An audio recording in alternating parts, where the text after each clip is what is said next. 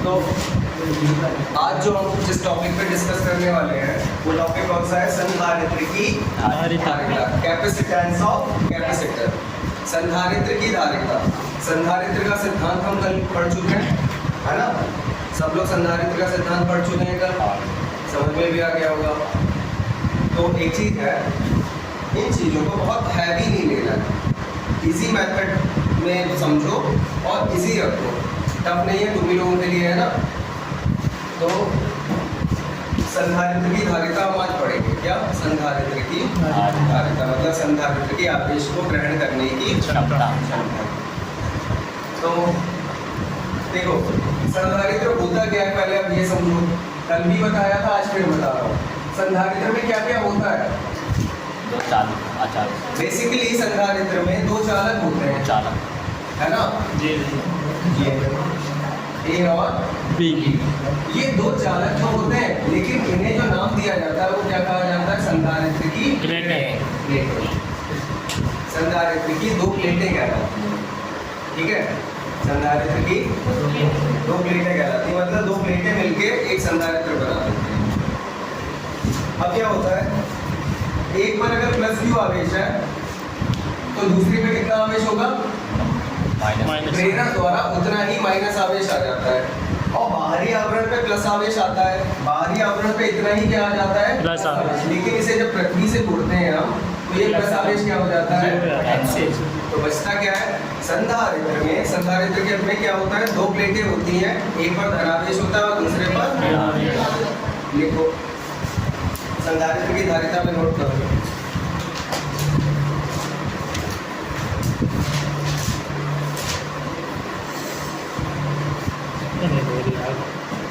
देखो इसमें सामान्यतः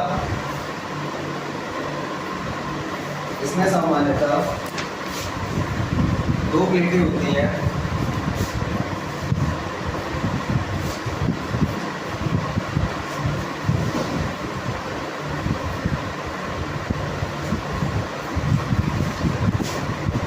जिनमें से एक पर धनावेश व दूसरी पर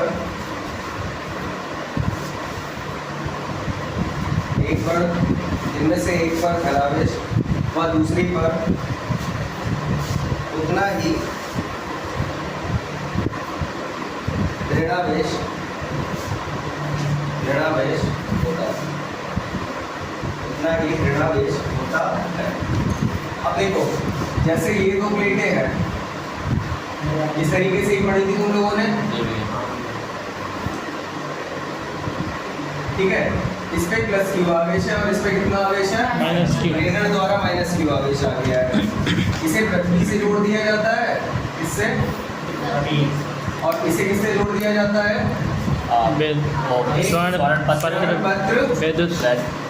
विद्युत दर्शी से, ठीक है? तो ये डायग्राम बनो भाई।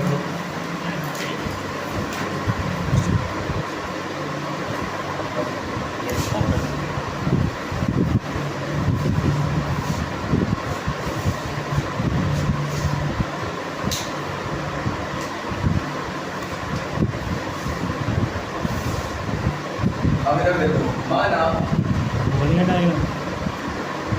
संधारित्र की दो प्लेटें होती हैं संधारित्र में, ठीक है? माना संधारित्र की दो प्लेटों पर आवेश क्रमशः कितना है? प्लस क्यू व माइनस क्यू है, तथा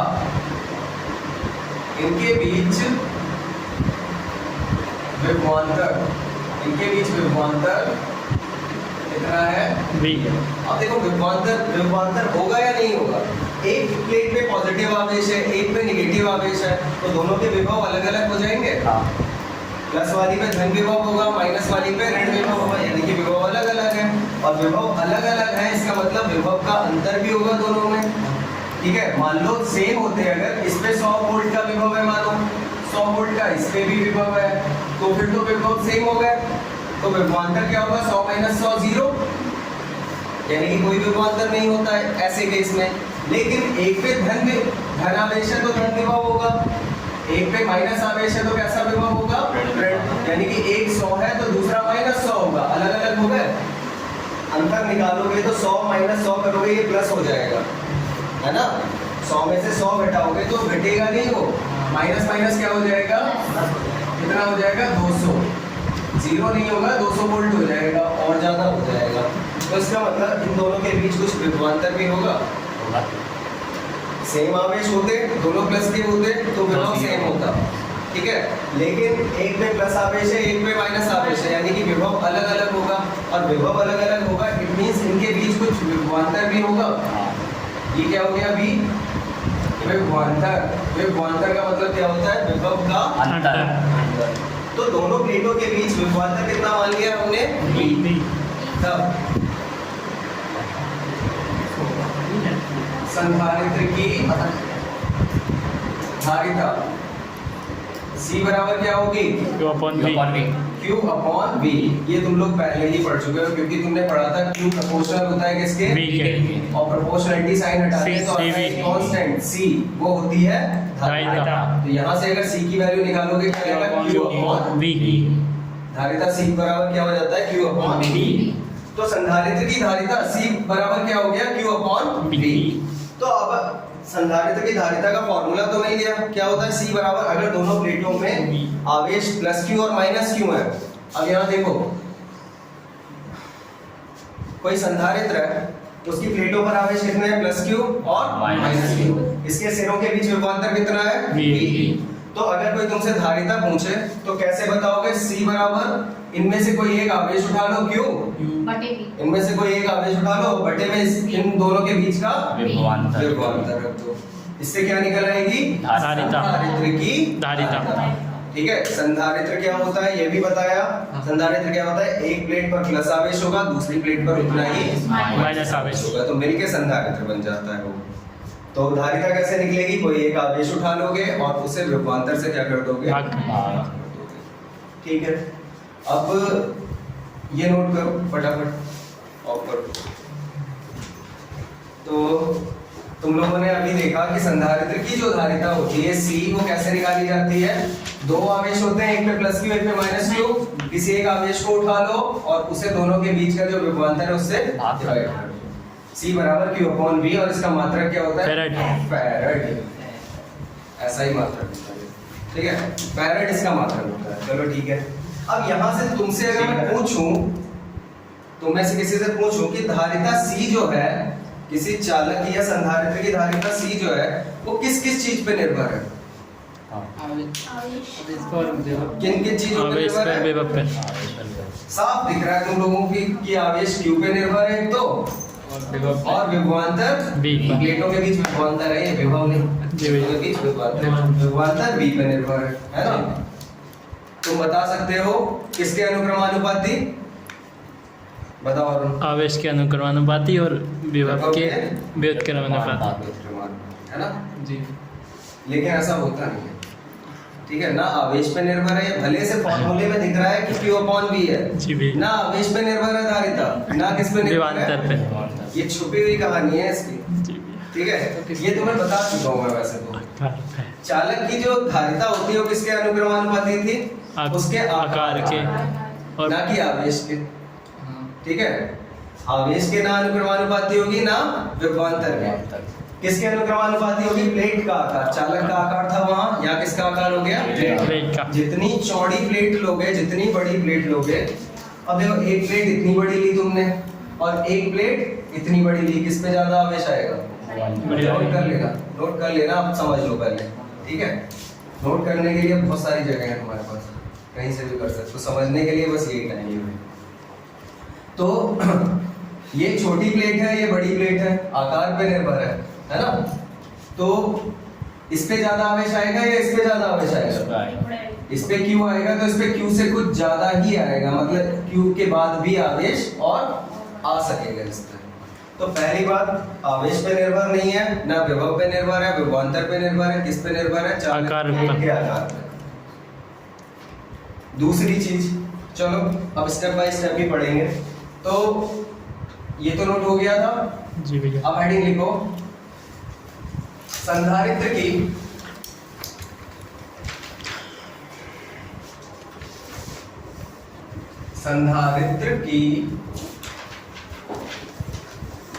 धारिता की निर्भरता किस किस चीजों पे संधारित्र की धारिता निर्भर करेगी, किन किन पॉइंटों पे निर्भर करती है, क्योंकि Q और V पे तो करती ही नहीं है ना। लिखो संधारित्र की धारिता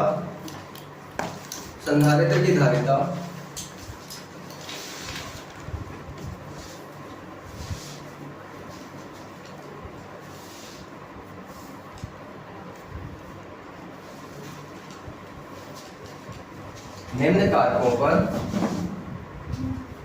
संधारित्र की धारिता निम्न कारकों पर निर्भर करती है।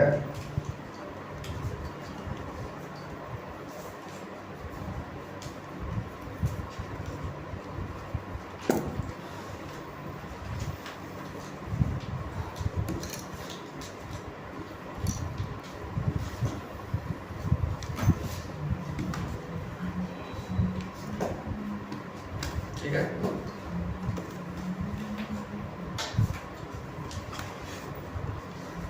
नंबर फर्स्ट,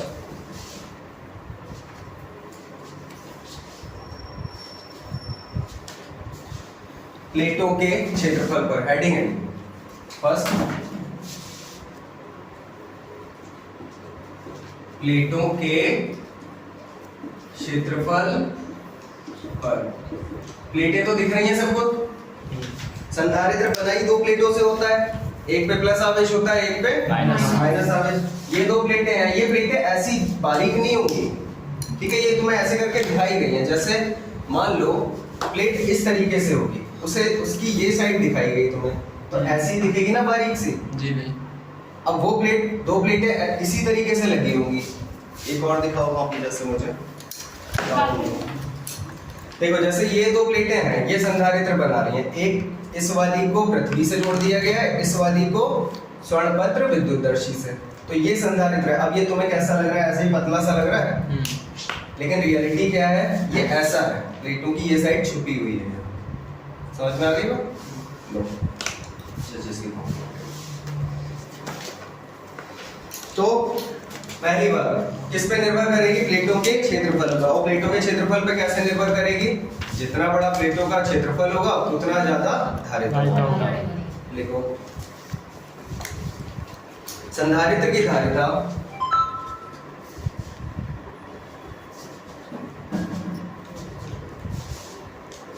प्लेटों के क्षेत्रफल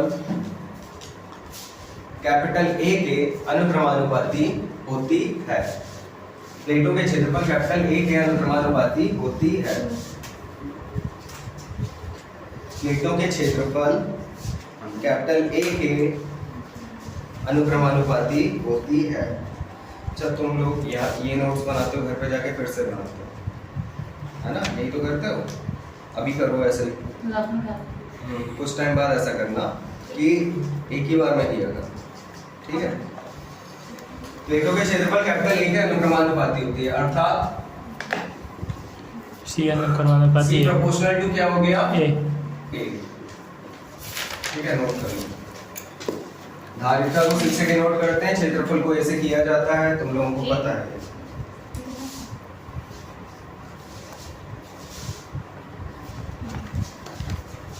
दूसरा कारक क्या होता है संधारित्र की धारिता का? पहला तो हो गया प्लेटों के क्षेत्रफल ए के अनुक्रमानुपाती होती है। दूसरा लिखो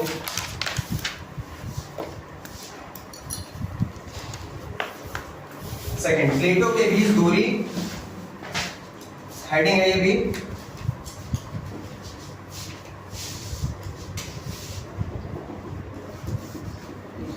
प्लेटों के बीच दूरी स्मॉल डी पर, ठीक है? ये चैप्टर बहुत इंपॉर्टेंट है।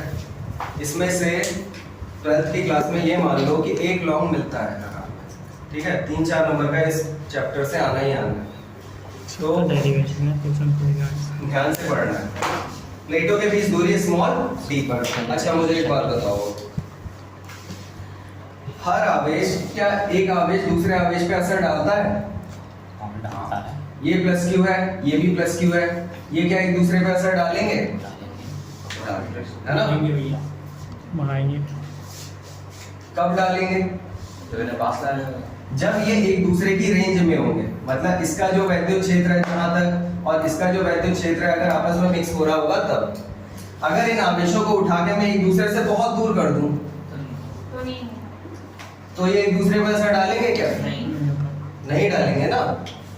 और अगर ऐसे आप डाल रहे होते तो दुनिया के सारे आवेश एक दूसरे से टकरा रहे होते, है ना? कहीं भी है तू, मैं यहाँ हूँ, टक्कर होती रहती। प्लस आवेश प्लस माइनस को खींच रहा होता, दूसरा प्लस उसे दूर भगा रहा होता। तो इसका मतलब क्या है? दूरी पर निर्भर करता है। अगर दूरी ज्यादा हो जाएगी तो फिर क्या होगा? प्रभाव कम होगा।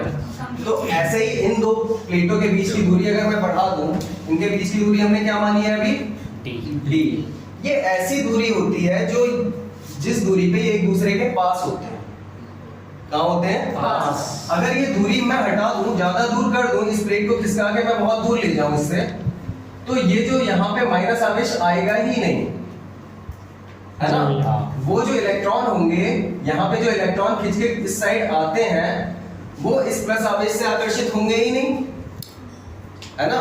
तो प्लेट की इस साइड पे नेगेटिव आवेश आएगा ही नहीं। अगर दूरी ज्यादा कर दी तो नेगेटिव आवेश आएगा ही नहीं, तो विभव घटेगा नहीं, विभव घटेगा नहीं तो धारिता बढ़ेगी नहीं, है ना? तो इसका मतलब क्या हुआ? दूरी अगर बढ़ेगी, दूरी बढ़ेगी तो नेगेटिव आवेश का इस पे प्रभाव कम होगा, है ना? तो दूरी बढ़ने से धारिता बढ़ेगी या घटेगी? क्या कहते हो? धारिता घटेगी। देखो दूरी बढ़ेगी तो यहाँ पे ऋणावेश एक तो कम आएगा और ऋणावेश दूर हो जाएगा इससे, तो विभव कम कर पाएगा। जब ऋणावेश यहाँ का जो ऋणावेश आता है वो इससे दूर चला जाएगा तो इस पे कम प्रभाव डाल पाएगा।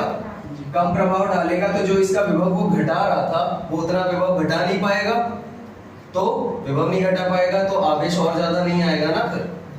तो इसका मतलब जैसे जैसे दूरी बढ़ती है इनके बीच, धारिता में क्या होता है? कमी आती है। तो इसका मतलब धारिता जो हुई वो दूरी के कैसी होती है? व्युत्क्रम।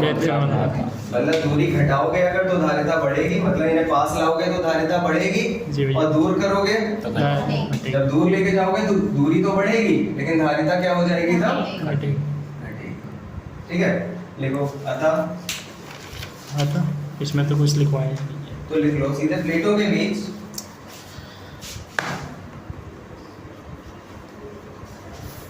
बीच की दूरी धारिता को प्रभावित करती है, धारिता को प्रभावित करती है।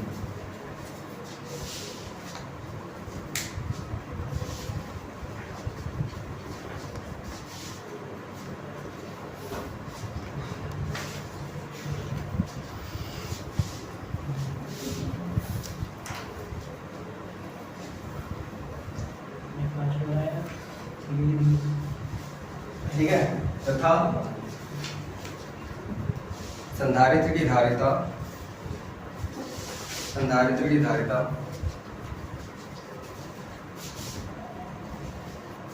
प्लेटों के बीच दूरी स्मॉल डी के व्युत्क्रमानुपाती होती है।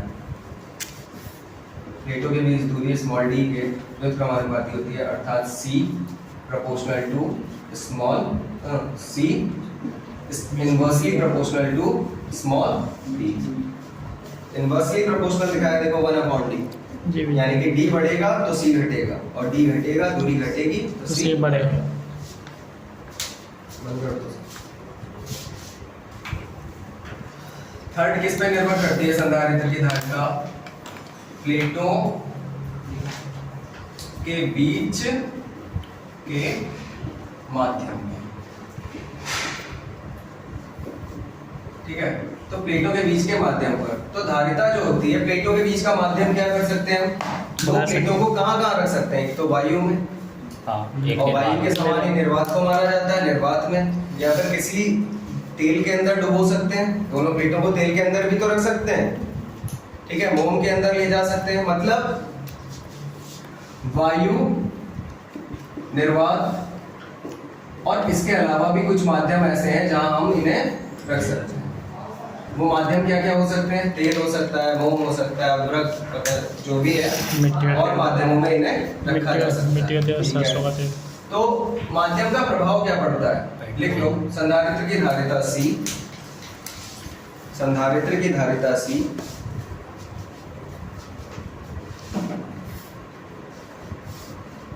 प्लेटों के बीच के माध्यम, प्लेटों के बीच के माध्यम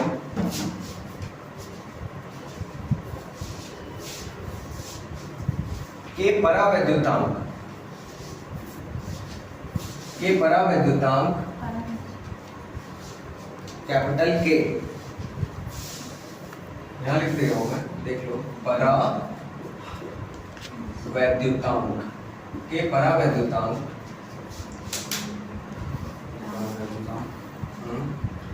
कैपिटल के अनुक्रमानुपाती होती है।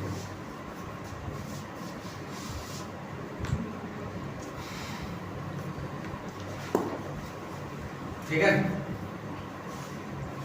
कैपिटल के अनुक्रमानुपाती। अब देखो होता क्या, ये कैसे पता चला? ये चीज कोई वो नहीं है, मतलब किसी फॉर्मूले से नहीं निकाली गई है कि कहने का मतलब क्या है, अभी वायु या निर्वात है। यहाँ पे हमने जो फॉर्मूला बनाया था उसमें क्या रखा था? वायु या निर्वात। निर्वात। लेकिन यहाँ पे कोई और माध्यम भी रखा जा सकता है, इस बीच में कोई और माध्यम भी लगाया जा सकता है। सपोज यहाँ पे हमने कोई और माध्यम लगा दिया, कोई तेल लगा दिया, दोनों प्लेटों के बीच कौन सा माध्यम रख दिया? कोई तेल या मोम रख दिया, पैराफिन मोम आता है ना जी, पैराफिन मोम में दोनों प्लेटें रख दी गई, तो एक चीज देखी जाती है। ठीक है, अभी तो वायु या निर्वात था, उसके लिए K = 1 होता है। कोई और माध्यम अगर हम रखते हैं जिसका परावैद्युतांक क्या है? K है, K मानते हैं हम नॉर्मली। कोई और जब हम यहाँ पे माध्यम रखते हैं तो क्या होता है? धारिता बढ़ जाती है। तुमने पढ़ा कि कोई और माध्यम अगर लगा दिया जाए, माध्यम के परावैद्युतांक के अनुक्रमानुपाती होती है। C प्रोपोर्शनल टू क्या होता है? K। तो वो कैसे पता चलता है कि धारिता माध्यम के परावैद्युतांक के अनुक्रमानुपाती? ये कैसे पता चलता है? ये ऐसे पता चलता है जब हम वायु या निर्वात की जगह कोई और माध्यम इन दोनों के बीच में लगाते हैं। ठीक है, आवेश वही है अभी दोनों पे, एक पे कितना है? प्लस Q, माइनस Q, दूसरे पे माइनस Q है। सारी कंडीशन सेम है, एक पृथ्वी से जुड़ा हुआ है, एक विद्युतदर्शी से जुड़ा हुआ है। विद्युतदर्शी किसे दिखाता है? विभव को। जी भैया जी, प्लेट के विभव को, है ना? तो जब हम माध्यम चेंज करते हैं, कोई और माध्यम यहाँ पे लगाते हैं, तो यहाँ पे हम देखते हैं कि प्लेट की जो पत्तियां है ना, विद्युतदर्शी की जो पत्तियां हैं, सोने की पत्तियां होती है ना, ये इनके बीच की डिस्टेंस कम हो जाती है, गैप क्या हो जाता है? यानी कि एक दूसरे के पास आ जाती है। ठीक है, तो इससे क्या पता चलता है? विभव कम हो जाता है। दूसरा माध्यम यहाँ पे हमने लगाया तो इस प्लेट पे जो विभव था वो कम हो गया। आवेश तो कम किया नहीं है हमने, आवेश तो उतना ही है, विभव कम हो गया। अब विभव को दोबारा से उतना ही लाने के लिए ही तो आवेश दिया जाता है। दोबारा से विभव को उतना ही लाने के लिए, मतलब पत्तियों का फैलाव उतना ही करने के लिए और अधिक आवेश इसे दिया जा सकता है। तो इससे क्या हुआ? और अधिक आवेश दिया जा सकता है, मतलब आवेश ज्यादा इकट्ठा कर लिया, और आवेश ज्यादा इकट्ठा करने की क्षमता को ही क्या कहते हैं? धारिता, यानी कि धारिता बढ़ गई। इसका मतलब क्या है? कोई और माध्यम अगर यूज किया जाता है तो धारिता बढ़ जाती है। C proportional to K।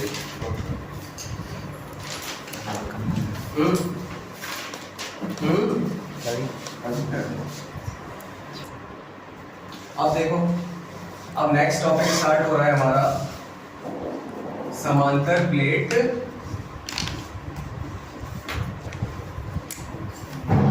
संधारित्र। ठीक है, समांतर प्लेट संधारित्र, पैरेलल प्लेट कैपेसिटर। संधारित्र में दो प्लेटें होती हैं, ये पढ़ चुके है ना। अब इसमें क्या होगा? दो समतल प्लेटें अगर एक दूसरे के पैरेलल रखी जाए, कैसे रखी जाए? समांतर। कैसे बनता है समांतर प्लेट संधारित्र? किसी कुछ भी टफ नहीं है। क्या है? जैसे एक प्लेट ये है मान लो, दूसरी प्लेट लो, दूसरी प्लेट ये है, एक को आवेश दे दिया, दूसरे को आवेश नहीं दिया, दोनों को एक दूसरे के पास में समांतर खड़ा कर दिया। समांतर मतलब इक्वल डिस्टेंस पे। एक को आवेश दे दिया, मान लो रेड वाले को आवेश दिया है, इस प्लेट को, इसको आवेश नहीं दिया है, दोनों को समांतर खड़ा कर दिया, तो एक पे धनावेश आ जाएगा, दूसरे पे क्या आ जाएगा? जब दूसरे वाले को पृथ्वी से जोड़ देंगे तो केवल ऋणावेश ही बचेगा। तो यानी कि समांतर प्लेट संधारित्र में दो समांतर प्लेटें होती हैं, एक पर धनावेश होता है और दूसरे पर उतना ही ऋणावेश होता है। ऐसे अगर तुमने बना दिया तो ये समांतर प्लेट संधारित्र बन गया।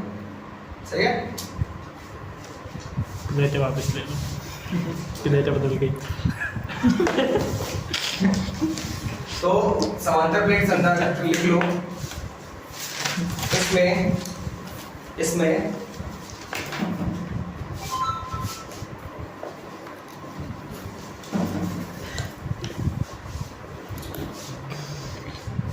दो समतल प्लेटें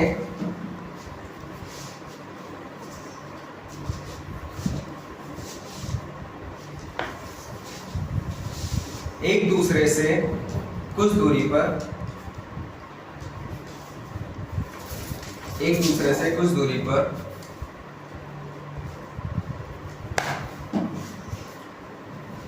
एक दूसरे के समांतर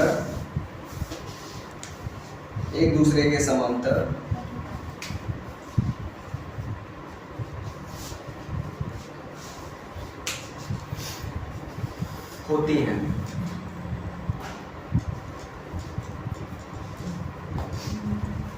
ठीक है? इनमें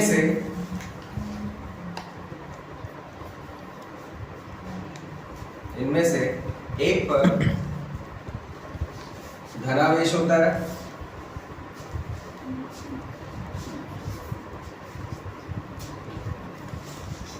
इनमें से एक पर धनावेश होता है व दूसरी पर उतना ही ऋणावेश होता है,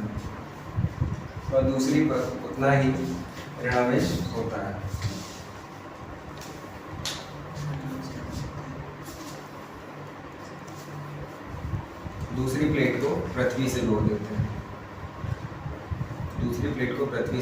हैं।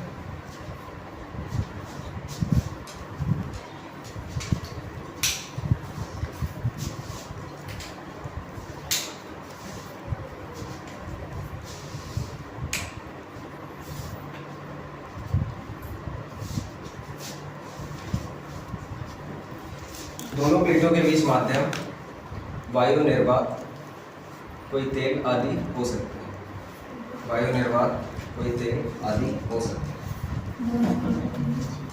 माध्यम वायु निर्वात, कोई तेल आदि भी हो सकते हैं। वायु निर्वात मतलब बिना वायु के। ठीक है? वैक्यूम मीन्स निर्वात, जहाँ वायु हो ही ना हो। सारी वायु निकाल दो इसको, 24 के अंदर है, क्या बचेगा? सारी वायु हट गई, तब जो वातावरण बचेगा उसे निर्वात बोलेंगे। अब देखो समांतर प्लेट संधारित्र बनता कैसे है? बिल्कुल सिंपल प्रोसेस है। दो प्लेटें ले ली, एक को धनावेश दे दिया, दूसरे पर प्रेरण द्वारा उतना ही ऋणावेश आ जाता है। बाहरी सिरे को पृथ्वी से जोड़ देते हैं। पृथ्वी से क्यों जोड़ते हैं ये तुम्हें बहुत बार बता चुका। क्यों? क्योंकि यहाँ पे इस सिरे पे धनावेश आता है, वो यहाँ से आने वाले इलेक्ट्रॉनों द्वारा खत्म कर दिया जाता है ना? तो भीतरी सिरे पर क्या बचता है? ऋणावेश। ठीक है? तो दो समांतर प्लेटें होती हैं जिनमें से एक पे धनावेश होता है और दूसरे पे क्या होता है? ऋणावेश। ठीक है? और बीच में माध्यम जो है, इन दोनों प्लेटों के बीच माध्यम कुछ भी हो सकता है। वो माध्यम क्या हो सकता है वो भी बता दिया। ये माध्यम क्या हो सकता है? निर्वात हो सकता है, वायु या तेल, या वायु ले सकते हैं, कोई तेल ले सकते हैं, कुछ और भी लिया जा सकता है, मोम वगैरह। तो माध्यम कुछ भी हो सकता है। इस तरीके से किस चीज की फॉर्मेशन होती है? क्या बनता है? नाम से भी पता लग रहा है ना, समांतर रखी हुई दो प्लेटें जिनमें से एक पे प्लस आवेश, दूसरे पे बहुत इंपॉर्टेंट है ये टॉपिक। ठीक है? तुम्हारे इंटर के हिसाब से यूपी बोर्ड में बहुत इंपॉर्टेंट टॉपिक है। इसकी सबसे ज्यादा जो पूछा जाता है इसका डेरिवेशन, समांतर प्लेट संधारित्र की धारिता। क्या पूछा जाता है? इसका फॉर्मूला डिराइव करने को आता है। क्या फॉर्मूला? कल इसके फॉर्मूले को डिराइव करेंगे। आज के लिए तुम्हारे लिए इतना काफी है कि समांतर प्लेट संधारित्र होता क्या है। सही है? कैसे बना होगा। ठीक है, यही आज पढ़ के आना है, यही आज का टॉपिक आज के लिए। सब्सक्राइब कर, अरे क्या अरे क्या भेजिए